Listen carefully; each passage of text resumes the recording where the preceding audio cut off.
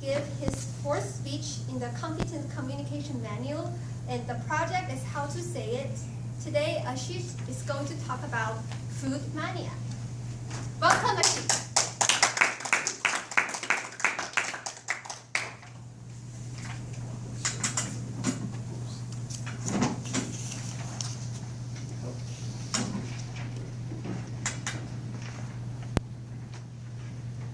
It's already lunchtime. Are you guys hungry? What are you guys planning to eat for lunch today? Pizza? Burgers? Maybe with a bag of chips or a can of soda? I'm not planning to eat any of that.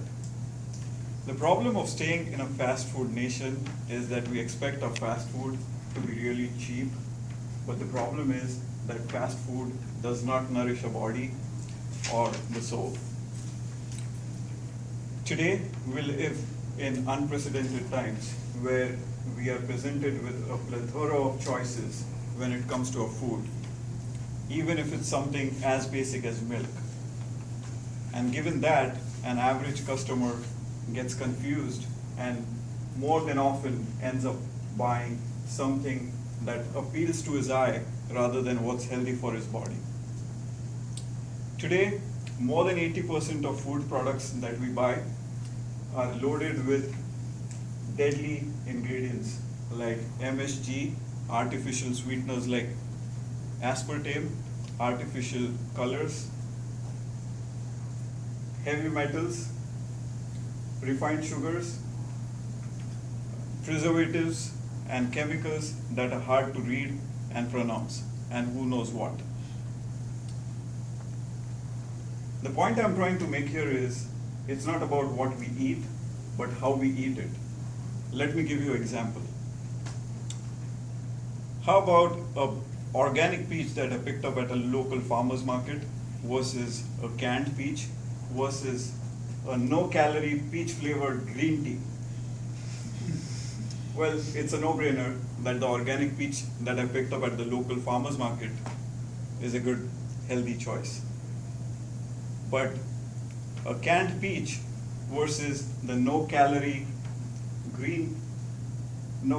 peach-flavored green tea that is loaded with aspartame is like asking you, would you like to be hit in the head with a wooden bat or a metal bat? I'll give you another option. I'll give you another example. How about a corn on a cob versus corn chips versus high fructose corn syrup?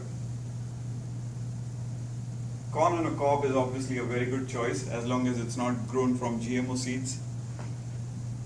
Corn chips and high fructose corn syrup, pick your poison. The food source is the same, but the three foods that we just discussed, they're really different because of the level of processing that's been done on that. There's a huge difference between food made by man and the food made by machines.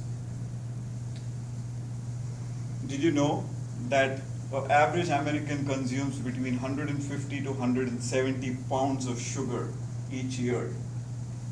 And if you do the math, it's just below half a pound of sugar each day. Now I know most of you are sitting there and thinking I'm not one of them, but think again. If you drink 4 cans of soda each day, which most of the people do, you've already consumed 1/4 pound of sugar right there. And add the cookies, pastries, candies, donuts, ice creams on top of that, and you'll soon realize that it's not really hard to consume half a pound of sugar each day. 10% of our healthcare bills are spent on obesity. And there's tons of research out there which links all these deadly ingredients to cause deadly diseases like cancer, diabetes, obesity, heart disease, and the list goes on.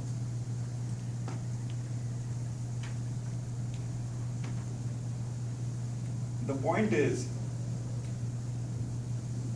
we need to change our ways and we need to avoid this Armageddon. Enough of all the bad news. amid all this, there is also some good news. And the good news is that we can avoid all this by following a few simple steps in our day-to-day lives.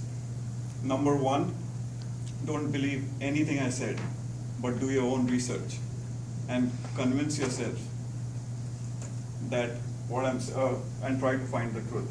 Number two, go for organic produce as much as possible, because not only do you help yourself by eating fresh, but you also help the community around you. Number three,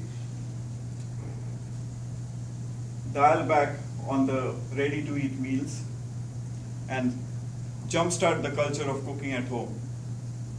Home used to be a place where the culture of cooking used to get passed on to the next generation. Now it's an alien concept. Recognize this: if you let the corporations cook the food for you, you're pretty much screwed. I came across this accidentally and I started researching, and it was just something I wanted to share with you here today. I urge you to take a look at this and find out for yourself. Eat healthy, eat fit, go on to live a fabulous life. God bless. Thank you.